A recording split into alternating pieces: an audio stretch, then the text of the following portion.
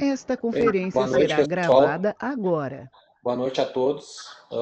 Mais uma live do bloco Balança Mais Não Cai, projeto Bloco do Futuro, no qual agora a gente tem a palestra do mestre Felipe Ritter, mestre boneco, um dos grandes mestres de bateria que a gente tem no estado aí. Ele vai palestrar um pouco sobre carnaval, sobre bateria e tudo mais aí, beleza? Valeu. Meu Deus, gente, dando uma alegria inteira, quase.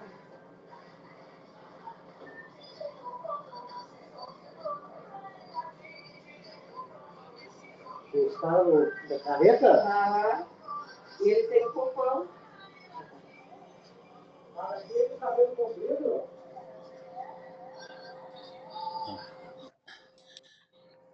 E aí, pessoal, boa noite. Boa noite, pessoal, tudo bom? Queria agradecer aí a presença de todos aí para a gente falar um pouquinho de bateria, de escola de samba, dos bastidores do ritmo, né? Me apresentando aqui, meu nome é Felipe Ritter da Rosa, mais popularmente conhecido aqui no Carnaval de Porto Alegre como Mestre Boneco, né?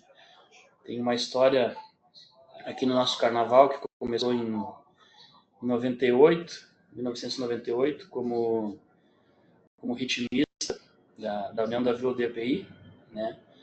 E depois por muitas outras escolas aqui do nosso carnaval, né? E eu queria falar um pouco para vocês sobre bateria. Eu estava acompanhando ainda há pouco o outro colega falando sobre gestão, e bateria também nada mais é do que uma gestão de grupo, né? Uma gestão de grupo onde a gente lida com pessoas de várias classes sociais, né? Pessoas que têm seu emprego, pessoas que procuram ter seu emprego, que passam dificuldade, e a gente tem uma missão: juntar todos e fazer com que todos entrem no mesmo sincronismo e entrem no mesmo ideal, que é fazer uma batida firme, fazer uma bateria equalizada, bem afinada, para que na competição ela some os pontos necessários para que a escola venha ficar numa boa posição, né? E que também, por que não, né? Buscar o título, aquele que, como eu disse, é uma competição. Um ganha, a maioria acaba por perder, mas o objetivo de todos é um só, é ganhar. E dentro da bateria da escola de samba, existe esses projetos sociais, do que a gente faz numa grande parte, né, das escolas de samba. Nós temos oficinas de percussão, onde a gente ensina crianças, adolescentes, jovens, pessoas da meia idade, pessoas da terceira idade. É um lugar bem democrático, digamos assim, onde as pessoas todas são inseridas sem nenhum tipo de preconceito ou discriminação, né? A gente tem esse papel perante a sociedade, que é isso. No primeiro momento é tirar nossas crianças, nossos jovens das ruas e trazer para dentro de uma escola de samba, onde elas podem se aprimorar os seus conhecimentos, e vai além da bateria, né? A gente tem oficinas de percussão, de dança, corte e costura, né? Artes.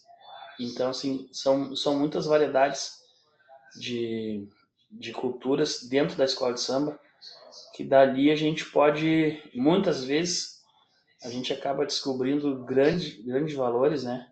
Grandes valores que veem isso como uma profissão até mesmo.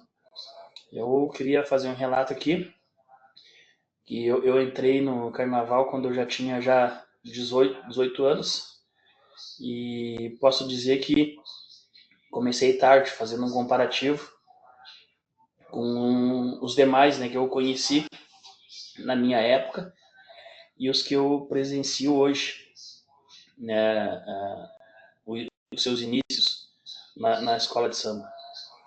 Eu queria dizer que se não fosse o carnaval, talvez eu teria sido mais um que se perdeu no mundo, né, na criminalidade, na drogadição, no alcoolismo, porque quando eu comecei a participar da escola de samba, aquilo me trouxe um fascínio enorme, onde eu fazia muito gosto de estar presente, de participar daquilo ali, viver aquilo ali. Sempre tive como de praxe ser o primeiro a chegar e o último a ir embora, né? Sempre se preocupando com aqueles que estão ao meu redor. Isso falando não só de agora, que eu sou mestre de bateria e responsável por uma bateria que ela envolve 180 ritmistas e no mínimo, aproximadamente, né, melhor dizendo, 20 pessoas que me dão um suporte na direção de bateria, no apoio, no pré-carnaval, na organização de tudo, instrumentos, fantasias, roupa de show, alimentação, manutenção de instrumento. Tudo isso aí a gente tem que ter um planejamento.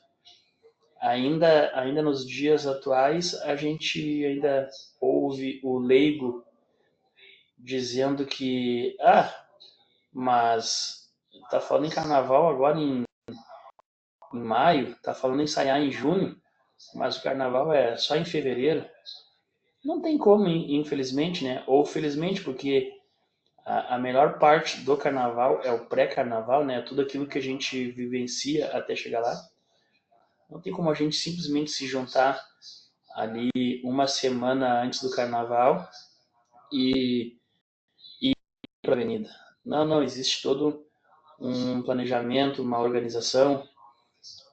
Eu trabalho muito num processo democrático, junto com a minha direção de bateria, que a direção de bateria são aquelas pessoas que vêm auxiliando o mestre da bateria, né? Para quem trabalha em lojas, vamos dar um exemplo de vendas, ou banco, ou vestuário, a gente sabe que existe um gerente, um subgerente e depois os vendedores, né? Então, às vezes eu faço esse comentário de dizer que a bateria da escola de samba ela é da mesma maneira. Ela tem o seu gerente, que é o mestre da bateria, o seu subgerente, que são os seus diretores auxiliares, onde nós temos diretores que cuidam especificamente de um tipo de instrumento. Nós temos os vendedores, que são os ritmistas, né? Aqueles que realmente fazem a magia acontecer. Então, o que é o planejamento? Termina-se um carnaval, eu encaro isso, né, como uma empresa, onde a gente se encerra o desfile, a gente tira ali 30 dias para descansar, né, recarregar as energias, ficar com a família, e pós 30 dias a gente já começa o planejamento, a organização para o próximo carnaval, para o próximo desfile.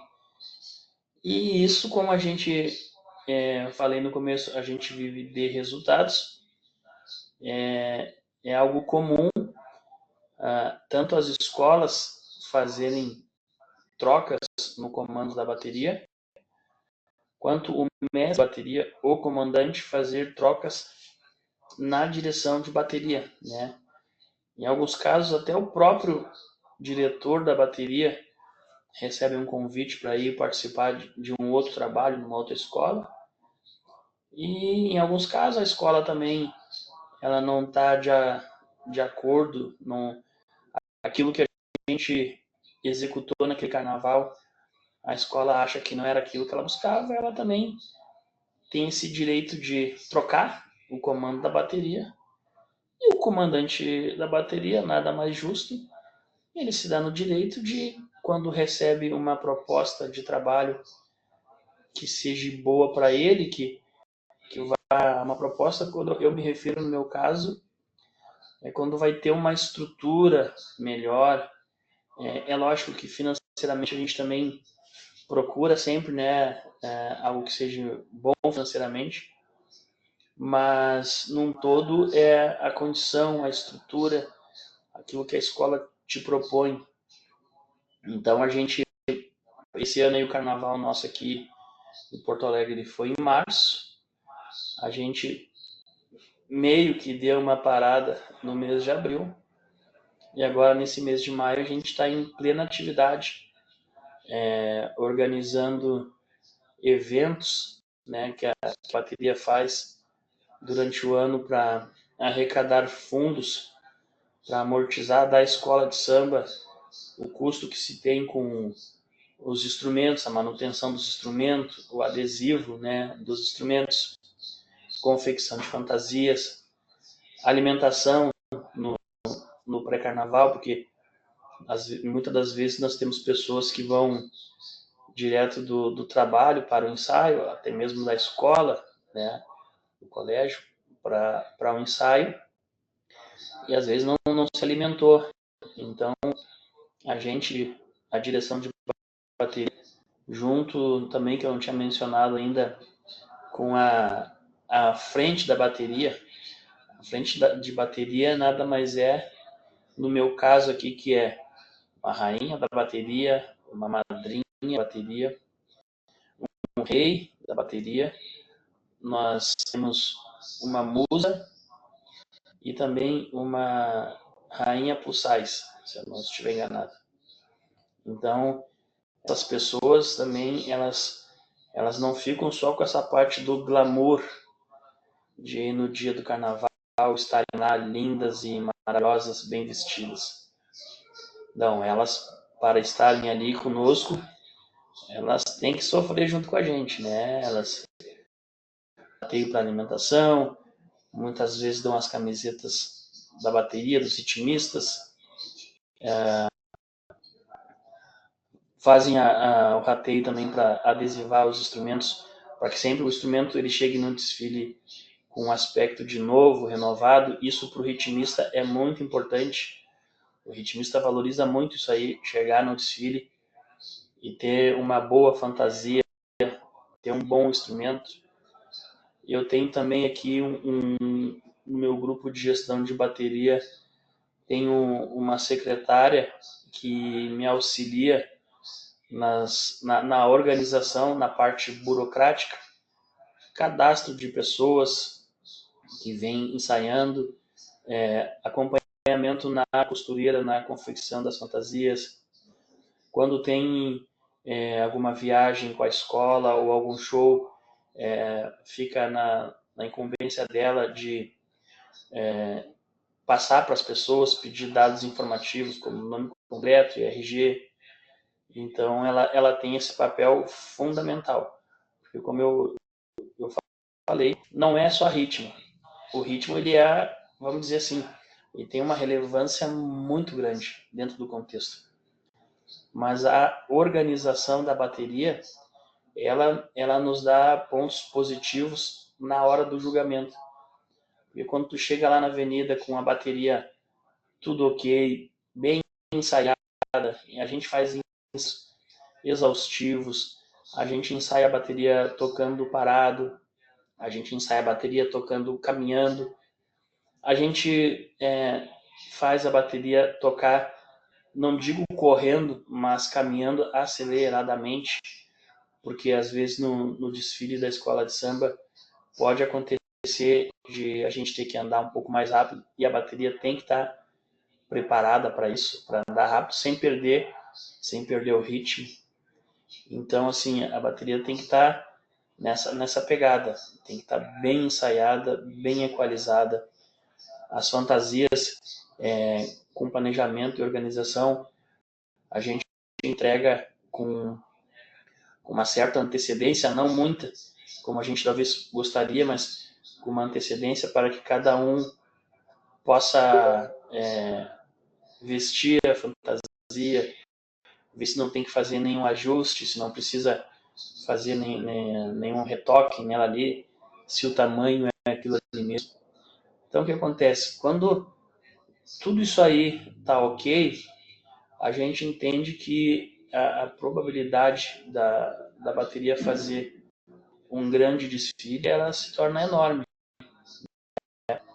Mas sozinho, como eu disse, nós não fazemos nada.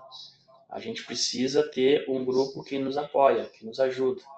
Eu tenho também mais um diretor da escola que a gente está implantando, né, nesse carnaval agora, que também, junto com a minha secretária, vai auxiliar no planejamento, na organização.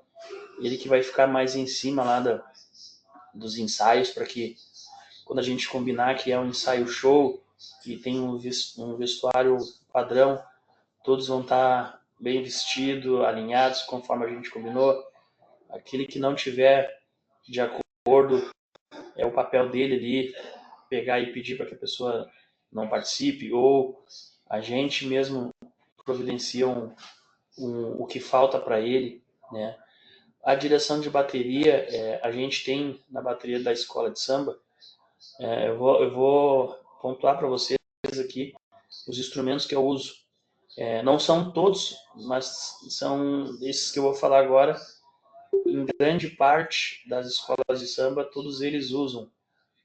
A gente usa surdos de primeira e segunda terceira, que para quem não conhece, é aqueles bumbo grandão, né?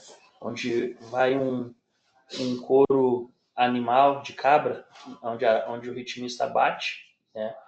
E na parte inferior, hoje é mais comum usar um nylon de resposta, que é uma pele sintética, que segura mais a afinação dos instrumentos.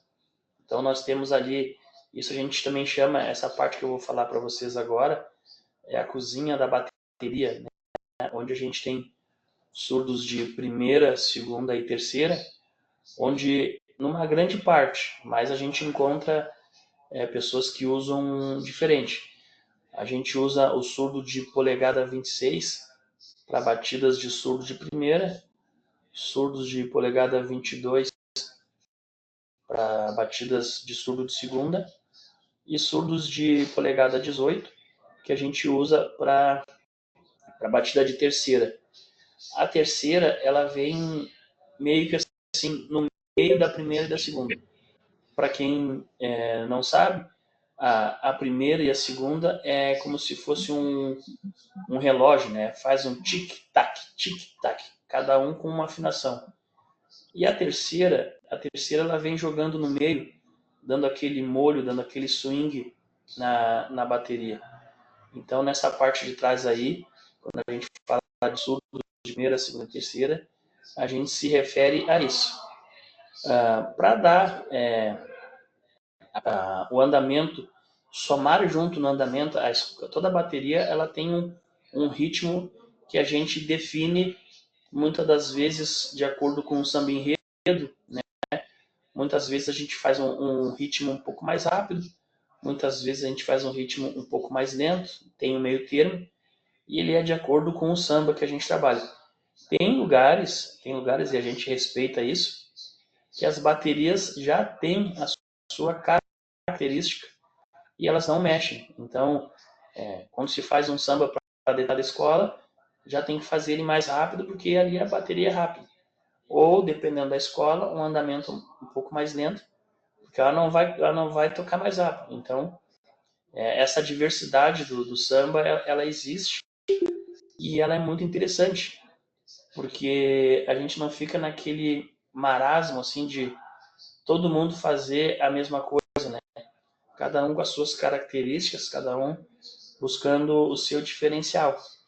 Tem baterias que são mais pesadas, que usam mais surdos de primeira, segunda e terceira. Algumas outras são um pouco mais leve, usam menos marcação de primeira, segunda e terceira. e usam muito mais caixa de guerra. Que eu vou falar para vocês agora sobre esse instrumento.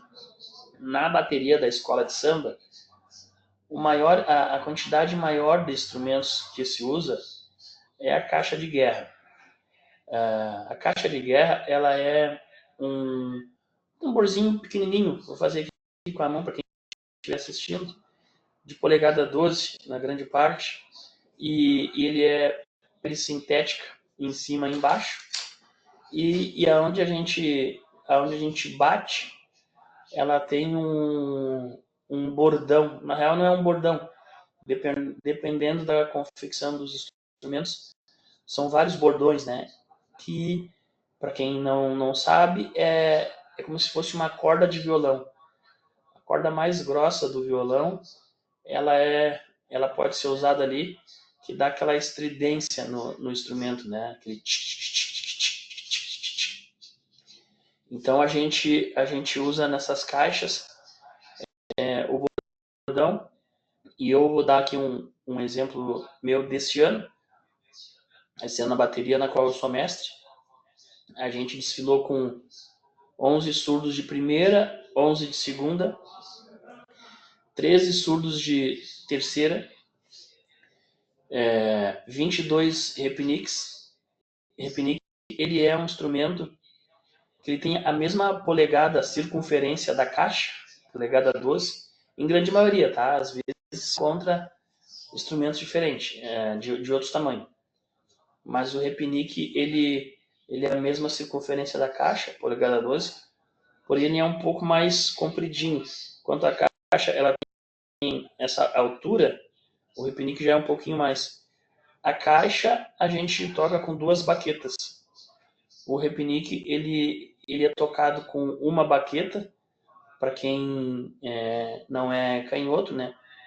Tu usa uma baqueta na mão direita e na outra mão ela dá o contratempo e faz um som ali que na soma junto com a caixa de guerra ele dá uma sustentação bem interessante na bateria. A caixa de guerra a gente costuma usar numa média de 60 instrumentos. Por isso que eu digo, né, é a maior quantidade de instrumentos dentro da bateria da escola de samba. A gente desfila com 60. Então, antes de eu passar lá para a parte da frente da bateria, eu queria falar para vocês que eu tenho um diretor que ele cuida, ele dá uma atenção toda especial para os surdos de terceira.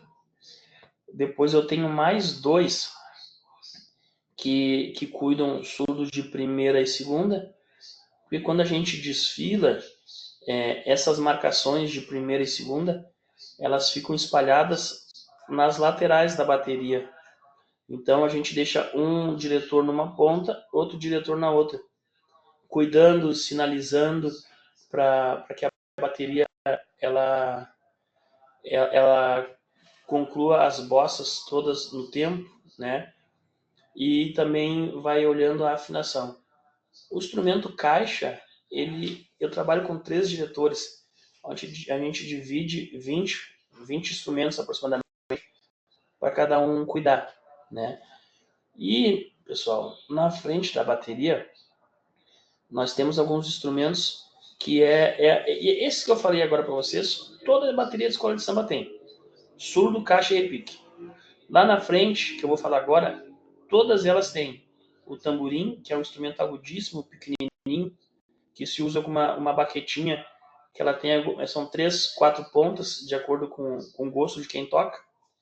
Então, o tamborim, o chocalho, que são aquelas platinelas, eles são instrumentos que, vamos dizer assim, não podem faltar na bateria da escola de samba.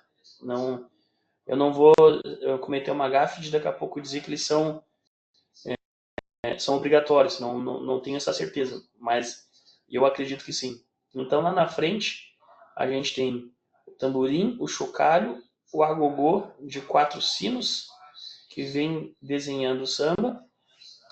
Nós temos as cuicas, que vem lá na frente da bateria, dando aquele molho gostoso, aquele swing que a sonoridade nos permite entender. E também é uma peculiaridade aqui do Carnaval de Porto Alegre em específico, um instrumento chamado AG.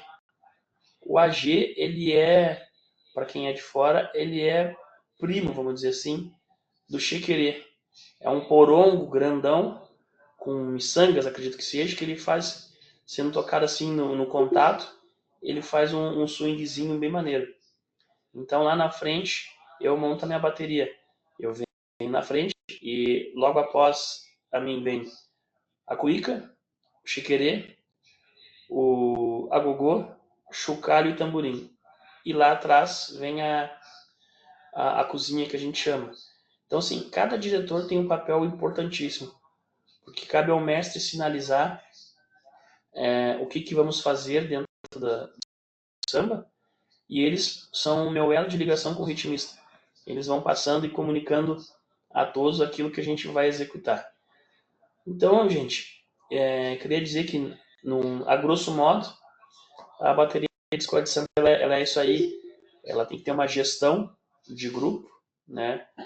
A gente age muito na psicologia também, porque tem muita gente que está com problema e pega a gente para conversar, e a gente, na medida que pode, dentro dos nossos conhecimentos, a gente colabora, a gente ajuda. Então a gente é psicólogo, a gente é gerente, a gente é pai, a gente acaba sendo padrasto. Tudo isso para fazer com que a bateria ela consiga fazer grandes desfiles, que durante o ano ela consiga criar novas pessoas, assim como eu, que gostam do ritmo e que sim, possam vir a ter isso como uma profissão. Eu, particularmente, por alguns anos eu vivi do samba. Hoje eu tenho um serviço convencional, né? Mas nas minhas horas vagas, que não, se é que dá para dizer que tem horas vagas, eu estou sempre envolvido com o samba. Ou reunião, ou planejamento, ou ensaio de algum amigo, ou ensaio interno. Então, o trabalho é muito árduo. Queria agradecer aqui a todos que tiraram um tempinho aqui para assistir essas palavras aqui, um pouco do que eu conheço sobre bateria de escola de samba, e fico à disposição para a hora que precisarem quiserem falar mais, é só chamar aí. Um forte abraço a todos e uma boa noite.